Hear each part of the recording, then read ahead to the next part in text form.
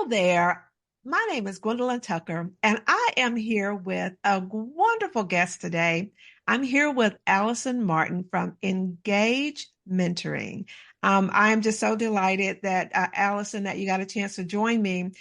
For those of you who are listening, I first got a chance to listen to Allison. She was being interviewed by Stacy Brookman at her summit, her Confidence and Resilience Summit. And Allison gave a wonderful explanation of what it means to be for a sponsor, mentor, and coaches. And so with that, we're just going to get with it. And I'm going to ask Allison if you will just introduce yourself and just tell us a little bit about you. Sure. Gwendolyn, thank you so much for having me today. I'm so excited to be here. I had a great time with Stacy, and I know we're going to have a great time together as well. So as you said, I'm Allison Martin. I'm the founder and principal consultant at Engage Mentoring. What we do is we provide expertly managed employee development programs for companies that deliver results. And we're really proud of that work. We'll talk more about the reasons for mentoring and all those things, but it's a passion of mine, and one where we also specialize in working with companies of all sizes, and we're on a mission to ensure that access to relationships is a part of every organization's culture. Wow. I really like that, Allison. So tell me, how did you get to where you are today? Great question. Well, how much time do you have? No, in all seriousness, my background was actually a nonprofit. And so I started out in higher ed, and then I went to work for a couple of different voluntary health organizations and moved into leadership roles in pretty quick succession. And in the first, I was executive director of a very large national nonprofit before I was even 30 years old. And I had a 23-member board of directors and 34 staff. And at the time, I thought, first of all, I was just grateful to have access to the relationships that I did. And I thought if more women in particular in my age category had that access, what an amazing place that would be. And that was the first kind of beginning of a spark of an idea that I had to create a structured mentoring initiative, if you will, for women. And so I left the organization I just mentioned and went to another organization, and there they had no women's initiative at all. And I thought, yeah, now's the time. And so I ended up developing a nonprofit that's still in existence today called the Pass the Torch for Women Foundation. And in constructing that organization, we built a technology to support the mentoring program that we desired to construct, and then realized it had a lot of other applications. So after getting a grant and able to enable us to fund and hire the people that we needed to run the nonprofit, I stepped away officially in 2015 and have been doing company work ever since, basically combining the expertise of a consultant with our technology to produce programs that provide measurable results for companies of all sizes. And it's been a complete blast for the most part, as you can imagine.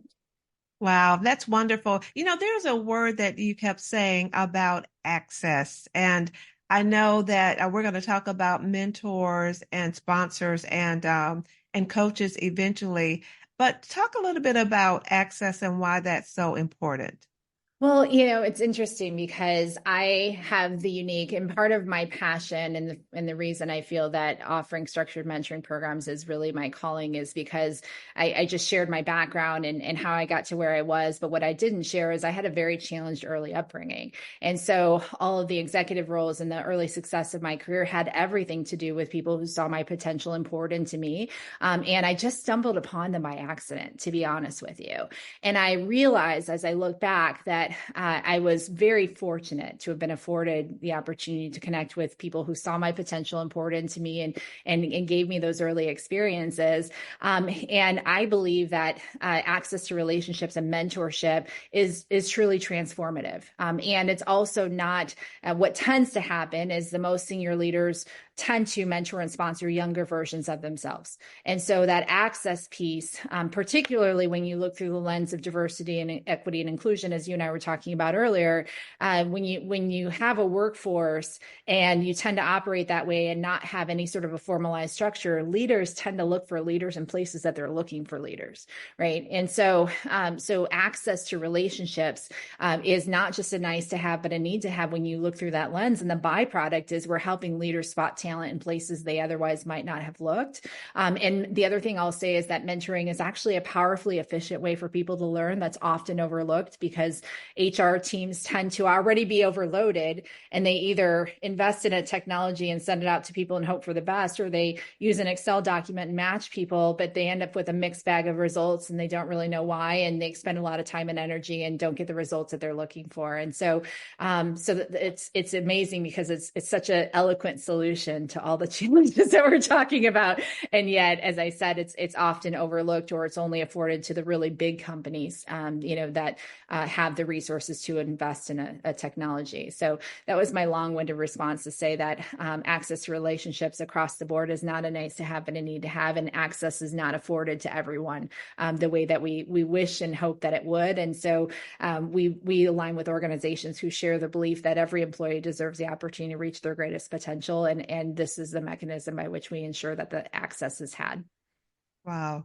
Yeah, I really like that. I talk with women all the time, and I share that navigating the corporate landscape takes savvy, and it comes in three flavors or three areas. One is that interpersonal, which you spoke to the relationship piece, but it also the political piece, and then that organizational agility to be able to navigate that space. And we need a guide or a sherpa, as I would say. And so, as I mentioned to you about and heard on will you share with us the difference between a mentor and a sponsor and how that plays out? Sure. And if you don't mind, I'd like to add coach to the mix as well, because those are three terms that are often used interchangeably, but they have very different meanings. But the mentor and sponsor piece is especially critical because we often think that they're one and the same. And so a mentor is our definition in engaged mentoring for a mentor is knowledge transfer. So someone who's there to share their knowledge and experience on the basis of their unique lived experiences. I'd like to expand that further and say ideally mentoring is someone who's teaching you on the basis of their successful experience. We can all learn from mentors about what not to do, but it's even better if you can learn what to do. And so that is what a mentor is. They're just sharing their perspective, sharing their opinion, helping to provide some guidance, and really sharing lived experience. The sponsor is an advocate. So an advocate is someone who's in a position to be able to, whether it's open doors or make recommendations for opportunities, right? So it's somebody in an advanced role who is willing to authentically endorse you for opportunities or introduce you to people that may be in a position to help further your career, or if you're a business owner, help you make the connections that you need to grow your business. And so they're taking action on your behalf. So they're really becoming an advocate. And so those two terms are, and that's what I think a lot of times, like I said, in my career, I stumbled upon it by accident, but we're actually teaching people that relationships are really critical to help you grow your career. And so it's not that we can just sit back and work really, really hard and hope that someone's going to come along, tap us on the shoulder and say, hey, I'd like to promote you today.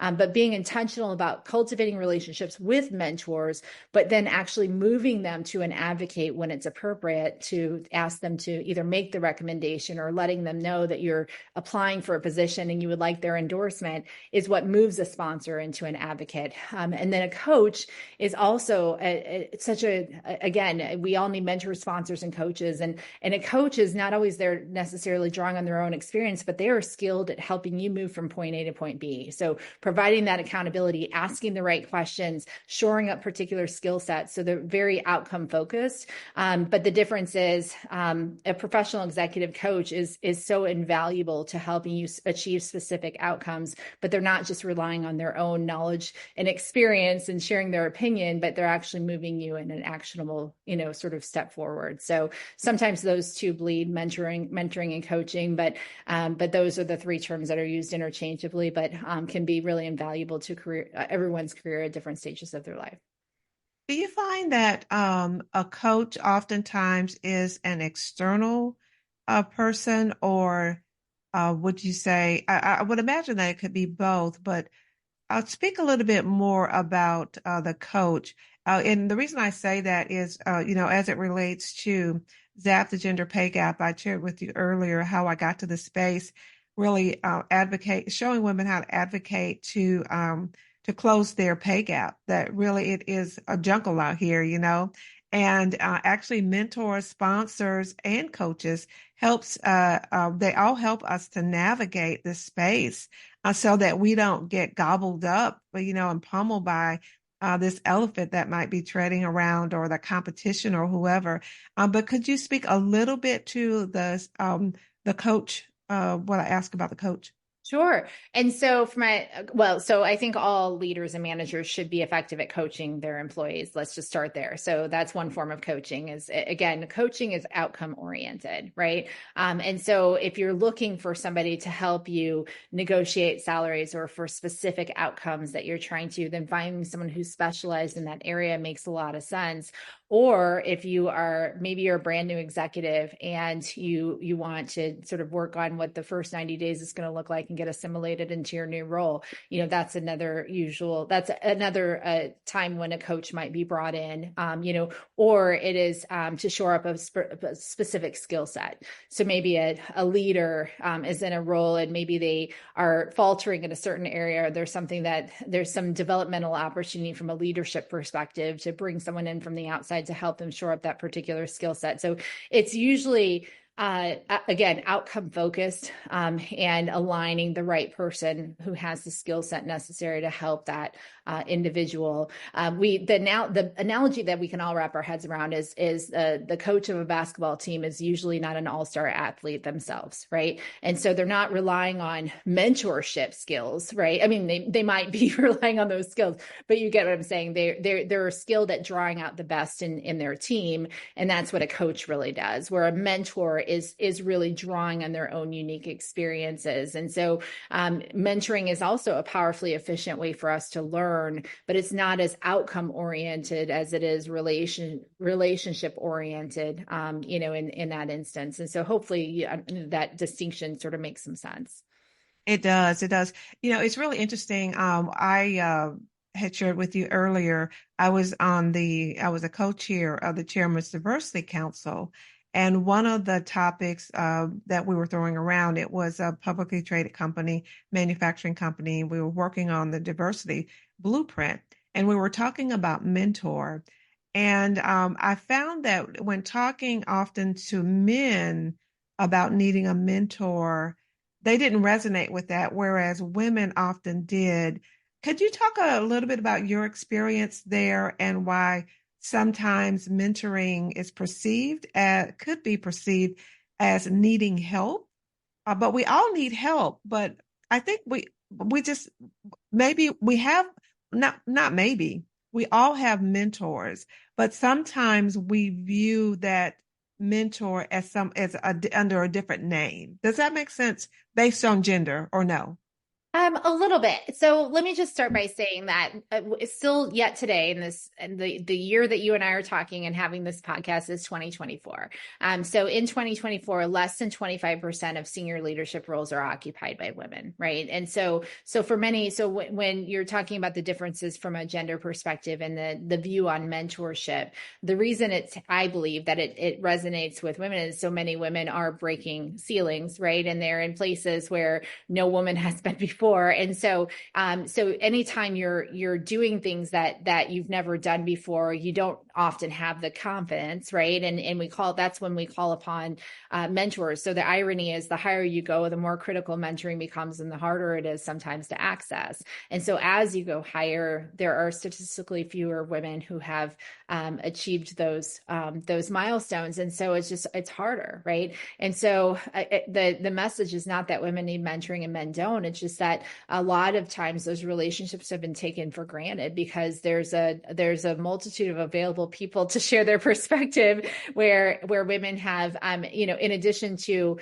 not having as many available female women mentors at an executive level, many women, in fact, 606 million women worldwide go home to what we call a second shift in the evening. And so often, and spending an average of 5 hours per day caregiving in addition to their daytime job. And so as a result, we're often not going to cigar bars on Thursday or golfing on Fridays. So mentorship is not about seeking out help from a place of vulnerability and I don't know how to do this, but really it's about arming yourself and kind of shoring up who you get opinions from and making sure that the people that you're surrounding yourself are in fact drawing from experience. And so I know as a former woman executive, kind of moving up the ranks in when I worked in industry, it was lonely at the top, and there were just fewer. And I remember distinctly the experience of dealing with some challenges that had everything to do with my gender and feeling grateful that I had an executive senior vice president that I could call on to say, hey, I know this happened to you. Help me. How do I navigate this? And getting that perspective, and that's what's critically needed because it still is very much a patriarchal society, and I just think that men take for granted that there's a lot more available mentors than there are for women. So again, I just think it's universally important. And when you do get anybody to dig deep, you're hard pressed to find any great leader who got there without having the perspective of others. Yeah, I have first heard Zig Ziglar say that if you come upon a frog upon a fence post, somebody helped him get there, right? Oh He yeah, didn't yeah. get there by himself. And I can recall, having some wonderful mentors and sponsors over the course of my career. And I know that I would not have progressed to the level that I had because I do know there were people who were speaking for me when I was not in the room, which is that sponsor. And so I'm very, very thankful. I know when in our internal audit days, we had a mentorship program to where we had assigned mentors for folks who were coming in so that they could ramp up the learning curve. And it wasn't just to deal with things work related, but also to help them navigate in the city if they were new to the city and that kind of thing. Oftentimes we think of mentors and sponsors of getting one, but can you speak to how to select a mentor, but then also to begin thinking about how you can become a mentor and a sponsor? Would you speak to that, please? Sure. Well, I think so you kind of hit the nail on the head. For the most part, it's the mentee who's actively out seeking mentorship. So typically we don't run and find someone and say, "Hi, I'd like to mentor you," right? It's usually the other way around. It's usually a relationship, frankly, that naturally evolves without us ever labeling it either. And Mm. so, but the hallmarks of what it means to be a great mentor actually mirror what it means to be a great leader. So being empathetic, having strong communication skills, self-awareness, a commitment to the development of others, and really just an openness and a candor that make you more approachable. And so it really is about being approachable, right? And demonstrating those qualities and really caring about the development of others. So there are absolutely programs that you can volunteer for to be a mentor. But it also is about potentially even seeking out just a coffee meeting with those who are junior to you that you see potential in, that you really want to take the opportunity to get to know, and making sure that we're all intentional about spotting that talent and pouring into them, even if you're not a part of a formal program. I remember I think it was after coming back from Smith College. It was strategic. It was on strategic thinking. It was all women, about 60 of us from five companies, and we were there for like 2 or 3 weeks at Smith College. And one of the things they talked about was securing a mentor and finding a mentor.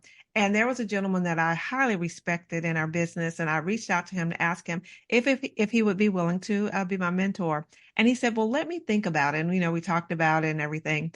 And he called my boss and he said, "Gwen just called me and asked me to be her mentor." And my boss said to him, "If Gwen called you to be her mentor, that means she highly respects you." He said he would call me back in a couple days, but he actually called me back, I think the next day, and he said, "Sure." And so it's amazing. Once you find someone to ask them to be your mentor, because oftentimes we may be afraid to ask, huh? Have Mhm. you come across that? How do you advise women on asking and approaching a mentor? Well, I love your story, and that's a very great story. It's also a great example of how that ask can be not only intimidating, but also intimidating for the person who receives it, right? So he was unsure. He wanted to get some validation that he was the right fit, right? Before coming back and saying yes. And so we actually teach people that unless you're part of a formal program, sometimes it's just a matter of just starting a relationship without making that formal ask, right? So you can reach out and say, "Hey, Gwendolyn, I would love to just connect with you over coffee. I saw that you did XYZ in your career. And if you don't mind, I'd love to pick your brain on something," right? And just to start that process. But be very clear in what you're hoping to learn and what you're hoping to gain. And just kind of keep the relationship going by asking good questions and really kind of bringing out what it is that you're looking for. And so you can accomplish the learning in many cases without formally saying, will you be my mentor? I'm glad that it worked out for you. I will tell you, especially if you're approaching somebody that you're less familiar with or is a stranger, if someone reached out to me on LinkedIn and said, "Hi, would you mentor me?" I would be very intimidated by that. But if they said, "Hi, I saw that you had a nonprofit fundraising background and,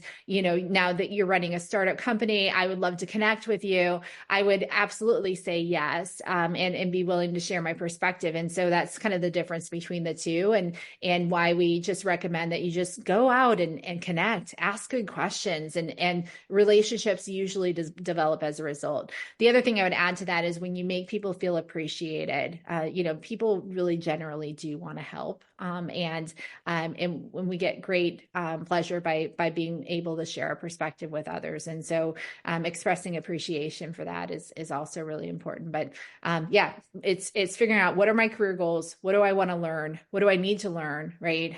So whether that's skills, or what kind of relationships do I need to develop to help me get there, and going out and seeking those relationships. And usually it's just a matter of getting someone to agree to go coffee with you or even meet with you over Zoom. Wow. I love that, Allison. So, for those who are listening, how can they get in touch with you or learn more about what you're doing and what you're offering at Engage Mentoring? How would they reach out? Well, they can certainly check out our website, and we regularly run informational sessions. So if they have an interest in learning more about either of our programs, which include Mentoring Women's Network or the Engage Employee Program, they can sign up for an info session there. I'm on LinkedIn. I love to connect with people. So Allison Martin and Engage Mentoring I'm very open to connecting further. Wonderful. Well, thank you so much, Allison. I really appreciate your giving us insight on mentors, sponsors, and coaches. And it really is, y'all, it's a jungle out there, right? In that corporate world. I know I spent all of my corporate career in publicly traded companies. And without a mentor or a sponsor and coaches, I would not have been as successful as I was. There were individuals who helped me navigate the space. And so as you're out there, I would encourage you to seek out mentors and sponsors. And Allison, thank you so very much. And I wish you only the very best success. And I'm sure that the women that you mentor and coach and share with are, I wish only the best success for them as well. So Thank thank you all so very much for joining us today. Any parting words before we go, Allison? No, I would say thank you for everything that you do in this space. And I think it's up to all of us to intentionally reach out and mentor and sponsor others. So thank you very much for giving me the space to chat about this. It's my pleasure. I'll see you all next time and stay safe in that jungle out there.